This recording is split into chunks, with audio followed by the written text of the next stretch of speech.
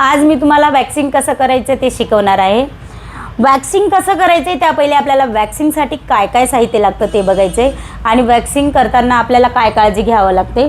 वॅक्सिंगसाठी लागणारं साहित्य सर्वात पहिले आपल्याला लागतं टाल्कम पावडर, त्यानंतर लागतं आपल्याला हीटरमध्ये आपण क्रीम टाकलेली आहे, त्यासाठी आपल्याला एक स्ट्रीपसुद्धा लागत आहे। स्ट्रीपमध्ये त्यानंतर आपल्याला लागणारं साहित्य आहे स्पॅच्युला, त्यानंतर आपण बाउल घेतलेला आहे, त्याच्यामध्ये पाणी आहे। चला तर मग आता आपण प्रॅक्टिकल करू। प्रॅक्टिकल करत असताना सर्वात पहिले तुम्हाला काय करायचे, हातावरती टाल्कम पावडर लावून घ्यायचे।